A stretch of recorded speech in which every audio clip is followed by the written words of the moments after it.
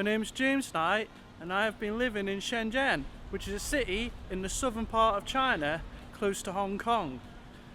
And today I thought that you and me could have a wander around Shenzhen and we could see what we could find. The weather has been absolutely horrific this weekend in Shenzhen. There's like a typhoon about 700 miles away from Hong Kong, and it's just taken all of the cool air straight out of Shenzhen and turned it into like a steam room.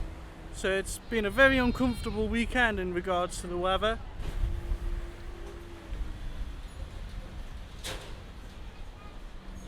Just behind me here is a xiaoshui, or a small school in Chinese, and this is a public school.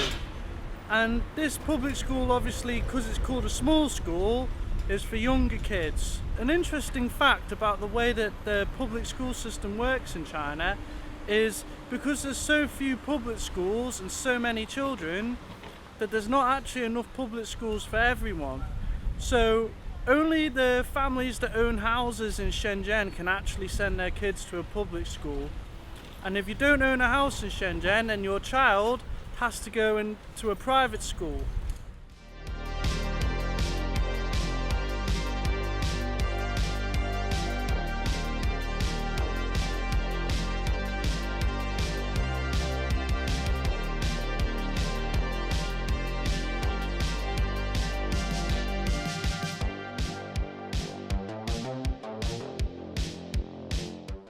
So this is a lukou, or a crossroads in English. And I quite like this particular crossroads just because of all the architecture here. When you're around Shenzhen, Shenzhen kind of almost feels like a collage in terms of its urban landscape, because everything's constantly being rebuilt all the time. You'll have these really old buildings, or old for Shenzhen, maybe 30, 40 years old, mixed in with all these new high-rise flat buildings. And I just like this crossroads just because it has such a good mixture of buildings. And you know, it's got palm trees and it just gives a different atmosphere here to what it might feel a block or two away.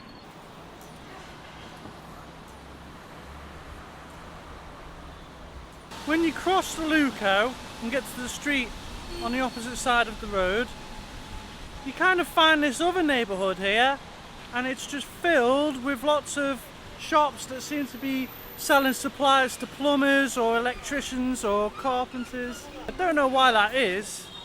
It's crazy to see it. Maybe it's because there's a lot of houses around here and people living here.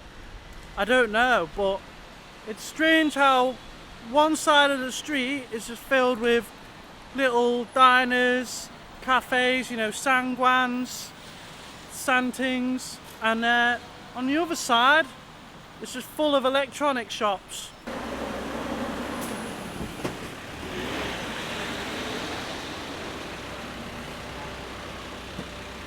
So I was just walking down the street then and I just saw this peculiar looking neighbourhood, so I thought we'll go in there together, have a look around and see what we can find.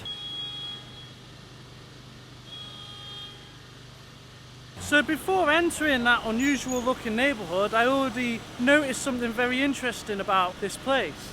I just looked then, it looks like all these buildings behind me are going to be demolished, and it looks like they're going to build some kind of shopping mall or some very new modern looking piece of architecture here. So hopefully one day in the near future I can come back down here and we can have a look at what it looks like.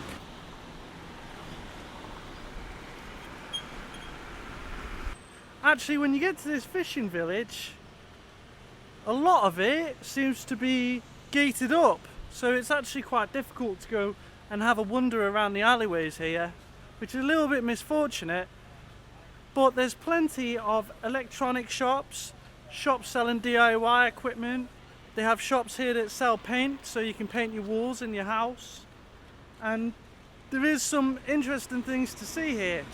And I'm guessing that it's going to be completely developed again soon by the looks of it. If they're building this new mall here, then I imagine they're probably going to get rid of the other side of the street at some point in the future too.